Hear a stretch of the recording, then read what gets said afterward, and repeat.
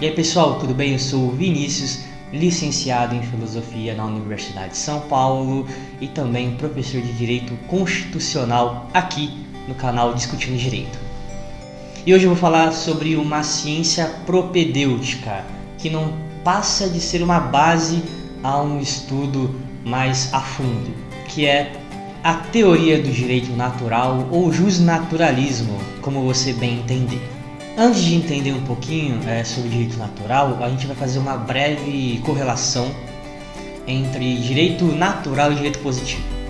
Direito natural é tudo aquilo que vem da natureza, pode ser a natureza humana ou a natureza divina. A gente vai decorrer mais sobre isso ao longo desse vídeo. Pode ser positivista, aquilo que vem de algum corpo legal, que vem através de uma lei, de algum papel, de algum documento que simbolize a vontade daquele povo ou de uma sociedade ou de um rei. Quando eu digo que direito natural é um direito que decorre da natureza, eu não quero que você pense que o direito natural, que a lei, que a natureza de alguma forma, que o universo de alguma forma é uma legisladora. Eles não são uma espécie de legislador, muito menos Deus. Quando eu digo direito natural, eu não digo que é um direito de Deus. A gente pode ter ideias que falam e tenham um sentido entre essas duas coisas, mas eu peço para que você deixe um pouco para fora da caixinha agora e entenda isso apenas como natureza humana. O direito natural é um direito que decorre da natureza das coisas.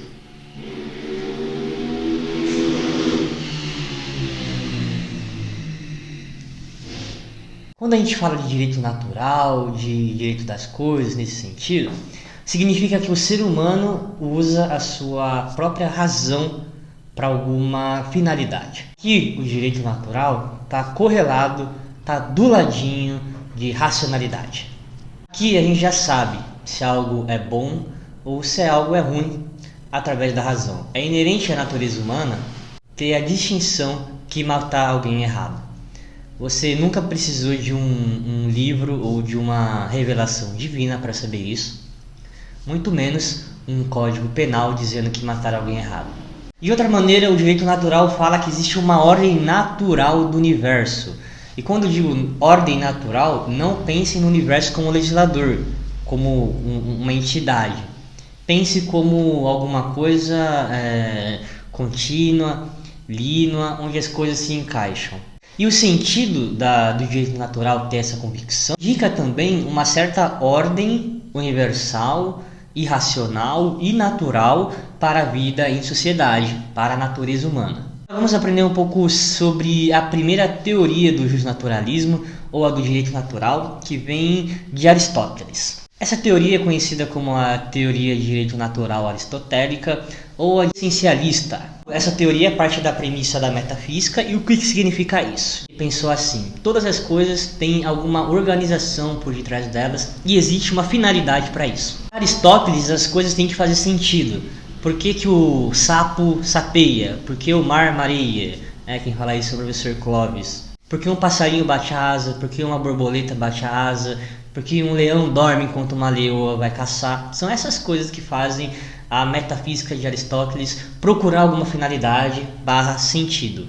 E esse pensamento aristotélico foi muito usado também por São Tomás de Aquino. Mas Aquino vem pegar a parte teológica dessa situação. Ele pega a metafísica de Aristóteles e atribui agora sim um Deus por detrás da finalidade. Então, para São Tomás de Aquino, o direito natural está correlado diretamente com Deus, procurando a sua finalidade. E qual que é a finalidade de Deus para a gente? É viver de acordo com as regras divinas. E a gente pergunta qual é a essência do ser humano. Então a gente consegue construir o nosso sistema ético-jurídico, que até aqui direito e moral andavam juntos como sinônimos. Foi depois, na segunda parte da época medieval, que esses dois temas, esses dois assuntos foram separados. A gente faz tudo isso entendendo qual é a finalidade do homem aqui na Terra. Essa é a pergunta básica do justnaturalismo. Qual que é a finalidade do homem? O homem está aqui para quê? Quando a gente faz essa pergunta, Aristóteles nos responde que a finalidade do homem é a busca pela felicidade. Mas a felicidade de Aristóteles não é a felicidade comum que a gente está cansado de saber. Quando Aristóteles fala felicidade, ele trata o assunto com a palavra grega eudaimonia, que significa virtudes. Ou seja, quanto mais virtudes você tem, mais feliz você é. Por exemplo, para ele as crianças não poderiam ser felizes, porque elas não tiveram tempo ainda para criar virtudes. É meio estranho, mas é assim que Aristóteles pensava. Eu explico mais sobre isso no meu segundo capítulo do livro Filosofia para o Enem, que você pode adquirir ou dar download aqui no link abaixo na descrição. Tomás de Aquino, a finalidade da busca dessa pergunta, a resposta é Deus.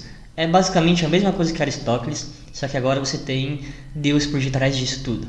Essa perspectiva aristotélica com Aquino é mantida até hoje com grandes escritores e grandes pensadores. Na transição da Idade Média para a Idade Moderna, para depois da Idade Contemporânea, por volta de 1400, com a queda do Império Romano, a gente tem novas perspectivas de ideias sobre essa forma aristotélica com São Tomás de Aquino. Aqui todos os autores, escritores, vão meio que ignorar a ética aristotélica. Por exemplo, a guilhotina de Hume. Hume diz que não podemos criar juízos da observação da realidade. Todo mundo acha que essa argumentação ela é pró-positivista e anti-justnaturalista, mas não é verdade. Outros autores e escritores desmentiram essa falácia lógica. Inclusive o professor Xavier ensina muito bem no canal dele, no Direito Sem Juridiquês.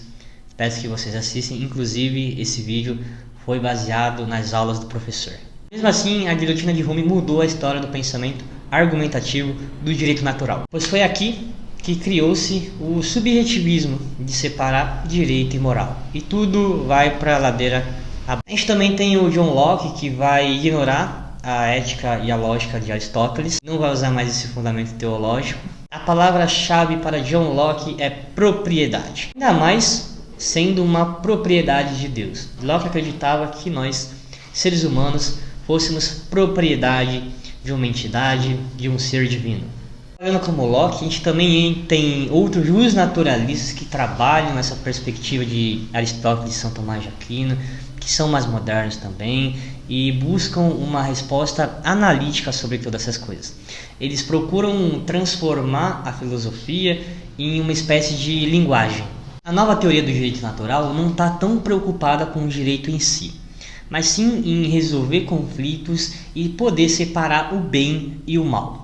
Aqui eles usam muito princípios que são evidentes, como eu já falei lá atrás no começo do vídeo. Princípios, por exemplo, alguns princípios são o amor ao próximo. Com esses princípios você consegue responder qualquer coisa.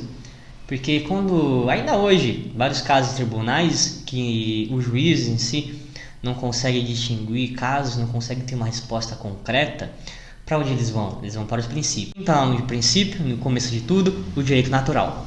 A versão mais punk do direito natural é o libertarianismo, que o Estado é antiético e ele nasce de uma agressão, porque ele deixa um monte de indivíduos junto, sem o seu aval, criar o Estado e criar o monopólio da violência, né? A gente costuma falar que quem tem o monopólio da violência, o jus puniendi, é o Estado. Só ele pode ser agressor, só ele pode chegar na sua casa e mostrar uma arma na sua cabeça e colher sua casa, e colher seus bens, seu dinheiro, né? Tudo. E aqui qualquer agressão é repugnada, né? A gente aqui existe o princípio da não agressão, o PNA. Você não me agride que eu não te agrido, mas se você me agredir, eu posso ter uma força contra você da mesma forma razoável que você teve contra mim. Quem criou esse sistema do PNA, do princípio da não agressão, foi o economista Murray Rothbard. Ele escreveu muito disso no século XX e é muito legal a gente ler porque abre os nossos olhos frente ao poder que o Estado atua contra a gente. É bem bacana. Na leitura de Rothbard, a gente consegue ver alguns traços de São Tomás de Aquino. Mas Aquino ainda defendia o Estado como bem comum. Rothbard não, porque ele pensava, se você defende o Estado de alguma forma, você está permitindo a agressão. Porque vai ter algum indivíduo em algum momento que não vai querer o Estado. Por si só, não pode ter esse Estado. E isso também é o que fala o nosso último autor libertário, Hermann Hoppe, que vem falar exatamente isso, nos ensinando sobre a ética argumentativa. Diz basicamente que você só pode fazer alguma coisa contrária ao que você queria, se eu te convencesse. Eu preciso de te convencer que aquilo é o melhor. Se você não for convencido, isso eticamente já está errado e não pode ser realizado. Essa foi uma introdução básica sobre o direito natural. Ao longo dos próximos vídeos a gente vai se desmembrar, se desdobrar em outras áreas, em outros tópicos, para a gente se aprofundar mais sobre esse direito tão esquecido, mas tão importante nas salas das universidades de todo o Brasil. Peço para que vocês deixem o like, comentem, compartilhem com os amigos. Isso ajuda muito aqui o canal. Qualquer coisa, me segue lá no Instagram também. Tá ótimo? Obrigado, pessoal, e até a próxima.